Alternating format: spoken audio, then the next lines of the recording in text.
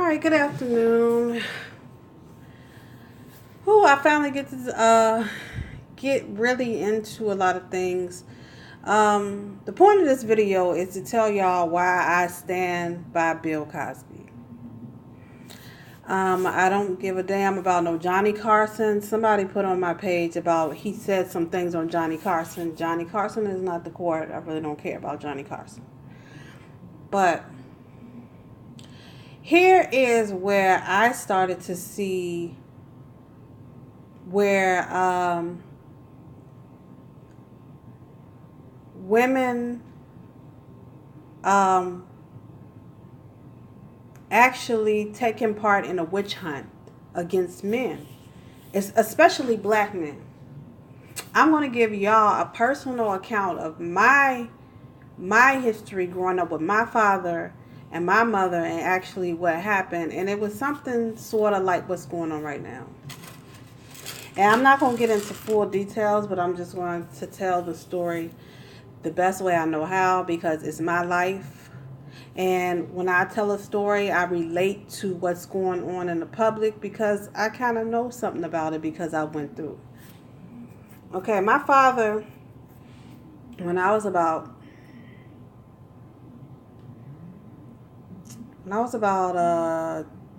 maybe 6 or 7, my father was accused of assaulting my older sister. My older sister was 12. She had got pregnant. And my cousin who did not live with me, did not live in our household, she went down to the courts and told the courts that my sister had been sexually assaulted by my father. Now, this was in early 1990, early 91, something like that, 89. They didn't have rape kits. They didn't have none of that. They didn't have anything. And my sister never said that my father did anything to her. It was my cousin that was saying everything. So let's fast forward to when I turned 33. When I turned 33, a lot of my family members started wanting to tell the truth. Like people that were on the outside wanted to tell the truth. So they were saying, well, I want to tell you something. And they would tell me about the situation with my father, that it wasn't him that was doing anything to my sister. I never saw it because I lived in the house. It was another person outside of our household who was actually molesting my sister, who actually got her pregnant, and my father got locked up for it. So here I am. I'm in advanced classes in school. I'm passing and everything. I was a smart kid because my father had taught me. My father, when he would wake me up in the morning, he would teach me about Malcolm X. He would teach me about Louis Farrakhan. He would teach me about the Bible. He would teach me everything. The first thing my father gave me was a library card. He just taught me everything. And any gift that my father gave me, it was a book. It was a book. And my father always told me about the Nation of Islam and the work that they did in Baltimore and what businesses they had and what impact they had on them when they were little kids. He never was a member of the Nation of Islam, but he do know that the Nation of Islam did get out there and support the black communities. And my father is almost 66. So he remembers everything that they were doing for the black community and how the media trashed the Nation of Islam because the media did not want a positive figures in the black community so they can manipulate them and use them. But that's another story.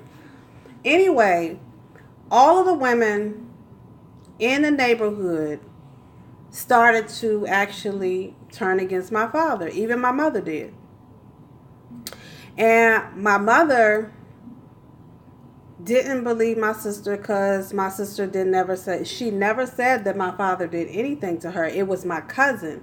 And come to find out, my family members didn't like my father. They didn't like him at all because they thought that he was too smart. He was from Baltimore. He was straightforward. He spoke his mind. And in the South, people didn't like for you to speak your mind. They don't like you to do that. They like for you to go along to get along. They like you to shut up and worship the white man. They like you to be a Christian and don't be a Muslim or whatever the fuck is going on. So, my father was locked up, jailed, no bond. He was sentenced, and he spent about 8 years in Greensville, North Carolina jail. I think that's Mecklenburg. He went there, and he would write me all through my years of high school and stuff. And my cousin told me, and he's older than me, he's like 45. His parents broke up over the fact that my father was locked up, and his father supported my father, but his mother did not support my father. She went against because she was the woman, and his dad was on my father's side because him and my father were kind of best friends. Now my cousin's father, he was a member of the Nation of Islam. So, they was cool because they actually respected, Louis Farrakhan, and they kind of like got along on that factor. So he was in his corner. So the men that were in my father's corner, the women were on the other side. So the women was like a witch hunt. They all basically went against my father and was like, they believed everything that my cousin said. But my cousin was a drug addict and an alcoholic, and she was not very credible at anything. So my father goes to jail. He spends time in jail, and as he was in jail, it was an old black man that taught him the law system in jail. He was like a jailhouse lawyer, so he taught him the law when he got there. So my father petitioned the state of Virginia because the state of Virginia was taking away good time for all the people that had good behavior. Then you get out on good time. Well, Virginia took all of that away and said, well, you have to redo the time because there's no more good time. So people that had already been in jail for like 10 years had to start all over again and do 10 years again. And my father was like, a lot of the black men in jail was like, oh, well, I guess I got to do 10 years again. And my dad was like, y'all are dumb as hell. Because he was like, I'm not sitting here doing no damn 10 years again. But, and I've already sat here 5 years or 6 years, and I've been on good behavior. So he filed I think it was a habeas corpus in the state of Virginia, and this is when the Megan Law came in, and the Megan Law is really what put this stuff on the map and opened the door for Me Too. The Megan Law, this is where the sex offender registry comes from and everything. So my father had to go through what Bill Cosby's going through right now. So Bill Cosby, 80 years old, just going through it. But, my father had already been through it. You know what I'm saying? And he was innocent. You know what I'm saying? Because my sister she's 48 today, and I asked her about everything that's going on. She don't even know what happened. She doesn't recall none of that happening. And she doesn't recall my father doing anything to her. So, a person can go to jail on a lie. An innocent person can go to jail on a lie. And This is why I kind of stand with Bill Cosby, because I know when females lie, sometimes they'll lie because they might be jealous of what you got going on. Like my mother, when my mother and father was married, everybody was all in their marriage. Nobody could keep their ass out of their marriage. They was always in it. You know what I'm saying? And then my mother, after a while, she started letting people dictate to her about what needs to go on in her household and what she need to do with her husband, and everybody else, that was none of their damn business. So this is why I say I ride with Bill Cosby, because when you allow people in your household and in your home and they all in your damn business and they violating your privacy, you need to put it in check. But my mother was not that type of putting everybody in check. She was like a person that got along with everybody, go along to get along. And me and her kind of like clashed a lot because she would go along to get along. And I'm like the type of person, my father taught me not to go along to get along, to speak up for yourself. When you right, stand on it. And when you wrong, take responsibility for it. So my father taught me about the Panther Party because he was coming up in Washington, D.C. at the time. He taught me about Malcolm X. He taught me about everything I needed to know. He taught me about the drug system and the RICO Act and all of that. He taught me about all that. And once he was taken out of my life, this is when I started to fail in school. I started to get depressed as a child because my father was the one that taught me. My mother couldn't read. My father could read. He was a very good reader. And when I got his side of the story, like 20 years later, it was nothing like what my mother was saying. My mother, she didn't tell her part of the story, and my dad ended up telling his side of the story, and her side of the story was basically all she really cared about is how much money he was giving her.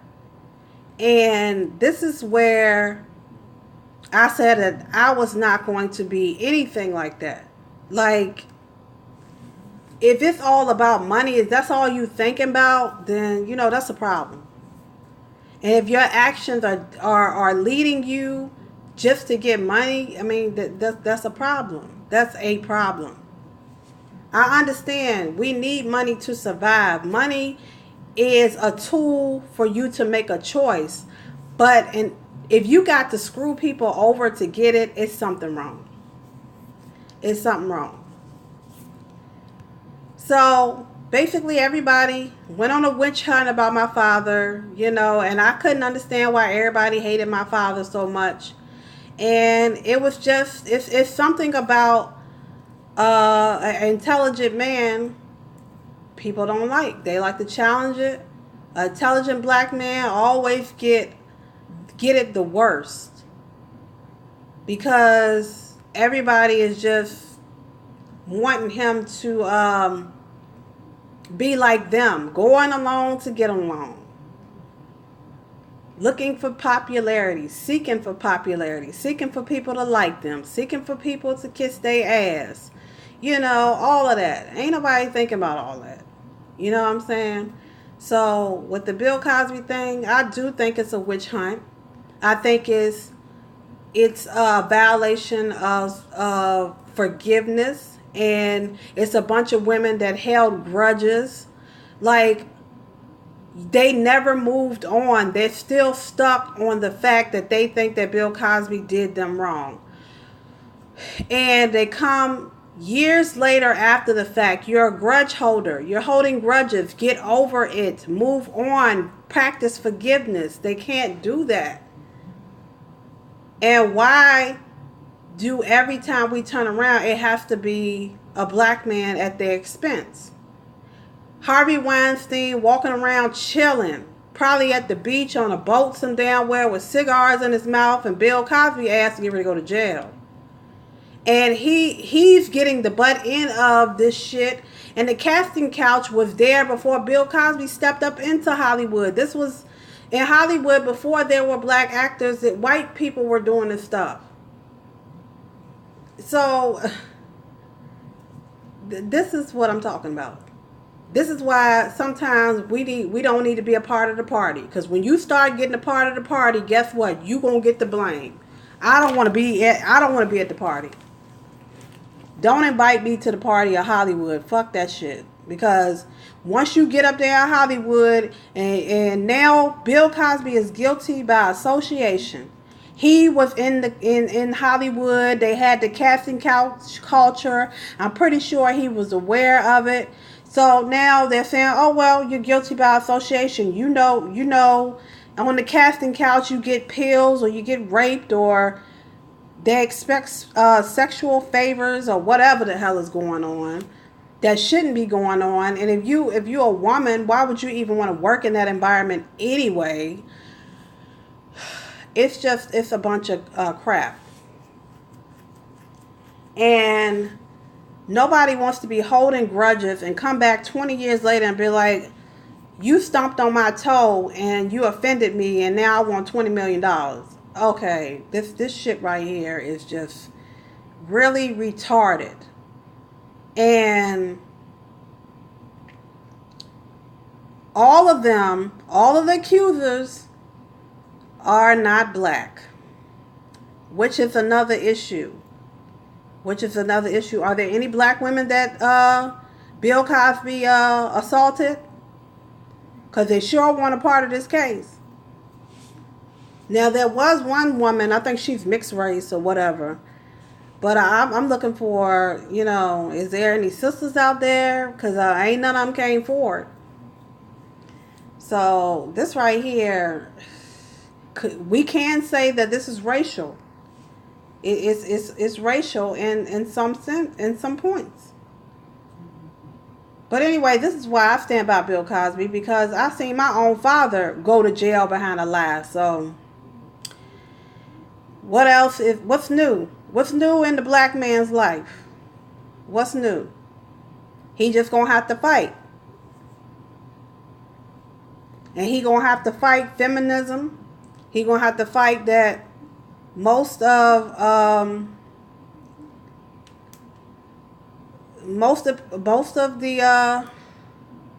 the people have just given up on everything. They're giving up on the neighborhood. They're giving up on their children. They've given up on every damn thing.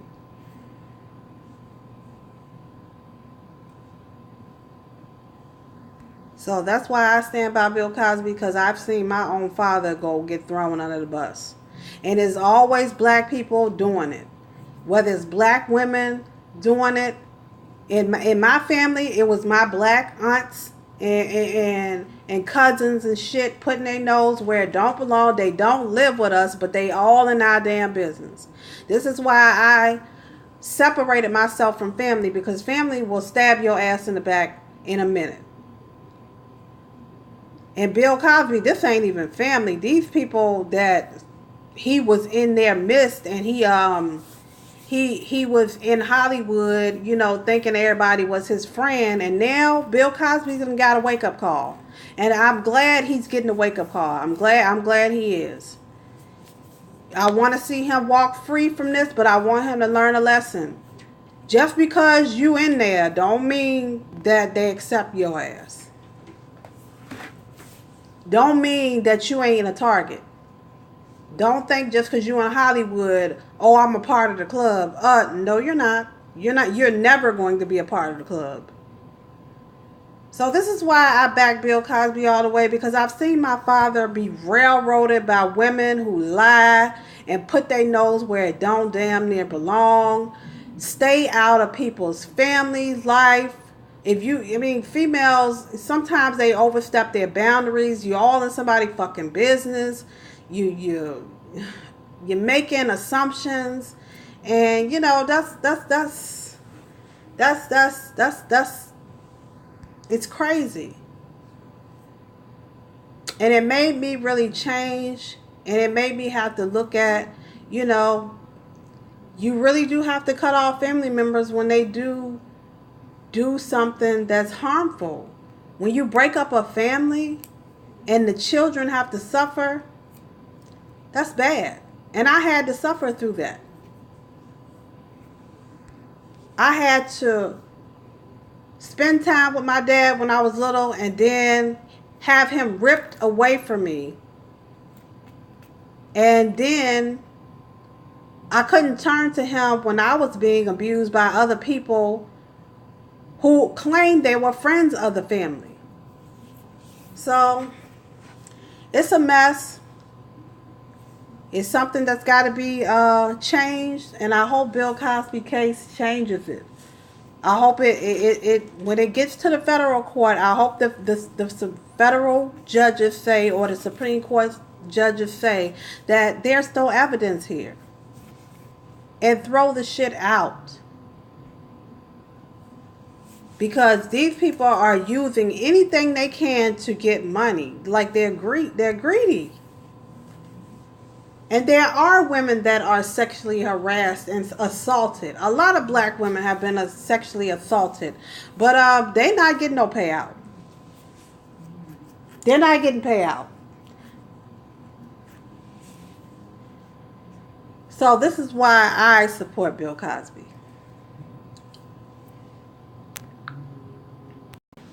Okay, let's go more details about my father. Okay, so my father, he made history. Virginia had to return back all the good time that they took away from all inmates. So what Virginia did was, under the Megan Law, they went back and unsealed cases of men who had already did their time or been accused of a sexual offense. They went back after the statute of limitation and after the cases were sealed, and they unsealed them, and they started putting these black men on the sex offender registry. If anybody went to jail in that time, in the early 91 or early 80s, the judges were going back, unsealing cases that were sealed, and they were recharging them. And my father got caught in the sling, and a lot of black men got caught in that sling, and they start having to be on the sex offender registry. Now, what is the sex offender registry? It is a monitoring, tracking system, and it's probation forever. You be on probation forever. Probation officers can track you. It's nothing more than a babysitting system. And therefore, it's a way for the state to keep getting paid. Because if they got to keep babysitting somebody, somebody will keep a job. A probation officer will always have a job. You know, it's always them getting some money somewhere. So what I've read with the Megan Law, a lot of them are having problems because they don't have money to keep up with this high-tech technology of tracking systems and tracking devices that they put on these people for being sex offenders. Now, that doesn't mean that there's not real sex offenders. There are. But there's a certain type of people that are like this, that are really child molesters. But they are not going on the sex offender registry. A lot of them are not on the sex offender registry that do molest people's children, especially in Hollywood. A lot of them are not on the sex offender registry and probably will never see the sex offender registry. But a lot of the black men that caught charges in the 80s for some type of sexual assault, or whether they were framed or whatever, if the case was sealed in Virginia, they went and unsealed cases and started recharging people, and that's a violation of the Constitution, and they doing it again with Bill Cosby. So I have to basically sit here and gotta watch this again, and I'm gonna have to just study it and report it, because it's if history does repeat itself, and it's repeating itself right now. So this concludes the Bill Cosby case. He was found guilty. Yeah, we know. We knew it was going to happen. They got the press involved, and the district court is not. It's not. It's the beginning. You know, you can be found guilty in a district court anyway, but it has to go up through the state before we can get some justice. So, like, share, subscribe. Salon B. Have a great day.